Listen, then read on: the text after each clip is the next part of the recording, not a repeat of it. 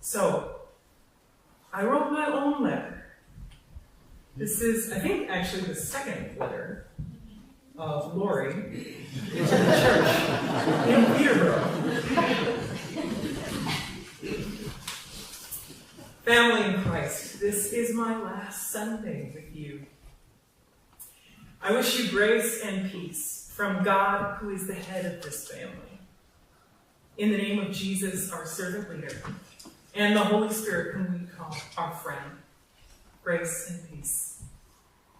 I thank God every day for this ministry with you.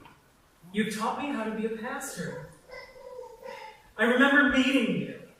I came to know you as a warm and hopeful congregation, emerging from a stressful chapter. You were dreaming of children in the pews, of new people in leadership roles, of sermons that would connect you with the scriptures and worship that would inspire. You dreamed of this even as you were reeling from conflict, burning out as volunteers, and worried about finances and future. I was coming out of a year of wondering if I would ever preach or serve in the way I was called to when I enrolled in the seminary. And I had come to realize how bound this ministry is to everything I am. Amid all these hopes and fears, God revealed your zeal, your sincerity, and humor, and inspired me to believe in your vitality and calling. On my first Sunday with you, I preached about grace. I talked about the biblical witness of grace as its own kind of crisis, a surprising interruption and sudden certainty of God's love for and belief in you that changes the way you perceive everything and everyone you thought you knew.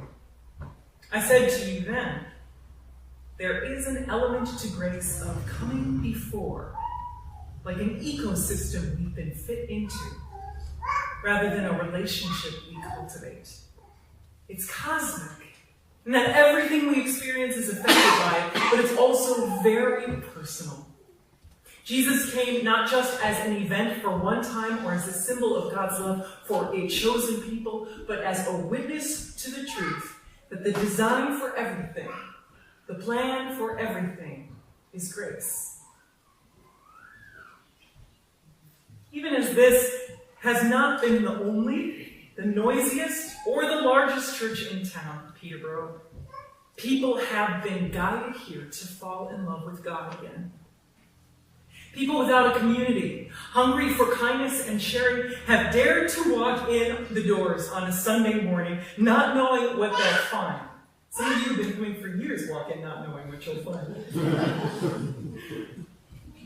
They have met a welcoming congregation working enthusiastically to respond to God's grace, to grow in understanding of God and missionary service. Every year that I have been appointed here, I have served a transformed congregation. Every year, a different congregation. I remember sad Sundays when we performed farewell rites for members and friends moving away. I remember wondering how church life would change without these people in our community. I remember leadership meetings where it looked like the same handful of people could be rotating on and off committees forever. At the same time, our dreams were becoming reality as we served as a supportive presence for grieving people without church homes. We built missions and prayer shawl ministries with people beyond our group. We delivered holiday encouragement to struggling families. We showered love on boy orphaned by AIDS on the other side of the world. We supported audacious service. We surprised social advocates by welcoming them into our worship hour. We paid our mission shares. We built up our Sunday school. We pioneered new adult classes. We connected with our ecumenical neighbors. We sought out ways to help combat housing insecurity and domestic violence. We asked God to help us dare, to calm our anxiety, and to make worship out of what was left of us by the end of the week. God has been faithful. Week by week, we have lived out God's love and challenged ourselves. And God continually renews our vitality.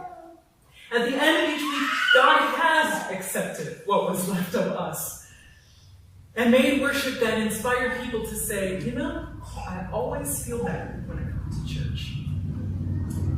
It is harder to remember when each incoming member joined the church because we have transformed with each new contribution. I have accepted God's call to another congregation knowing that I will miss seeing the transformations to come.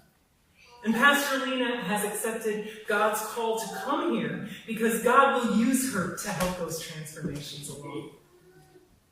Your hopes and fears have changed. I am confident that Pastor Lena's gifts will lead you to places I could not go. And that this is all part of a grace-filled design that God has for each of your lives. Some things have become easier. Some things have become much harder. Frankly, if you keep your hearts open to God's kind of love, you will always have to face grief over the losses time imposes. You will battle with cycles of energy and depression that make you feel inadequate. Voices from the world will get in your heads and provoke feelings of contempt, shame, and fear. Memories will fail and be rewritten. And in the midst of this, God is always going to be whispering, what are you doing with the time you have? How did you make me known today? Have you cherished the good that has come your way? Are you making room for what's next? Most important, in your times of greatest distress and risk, God will be urging you to ask from an even greater trust that you are needed for your gifts and your witness, that God is at work in you, and that you are bearers of love abundant, unconditional, and eternal. I urge you to remember, in all you take on, to love God and to love each other actively, by encouraging one another. Presume that others do what they do out of love. When you are hurt by another, believe that it was an accident. Forgive. Speak in ways that build each other up. Act with compassion when you see a good intention going wrong. Don't sit back while another person stumbles. Dare your heart to grow, to include new people, your new pastor, the lonely and the outcast. Pray for each other and those you've not yet met. Accept kindness in its many forms. Set your goal as wholeness and justice for every human being through God's grace, and measure only against this goal. Do not let uncertainty defeat you. Don't settle or go numb, but practice vulnerability by trusting and hoping in each other. You have challenged me to speak the truth in love plainly and courageously. Always, whenever I had an option of saying something in a polite way or in a more daring way, you always asked for the more daring way. You have dared me to be accountable to the teachings we share and to follow thought with action. At times, I wanted to offer healing where I could not heal, and to understand more fully, to take away suffering that could not be lifted. You have taught me to be more patient, to abide with grief, and to trust in God's ability to restore joy. On so many Sunday mornings, I have stood in this spot and asked God to help me do something worth doing with you. In response, God has revealed how our ministry has made a difference in ways we could not anticipate or control. I have been so privileged to serve with you, and I will miss you.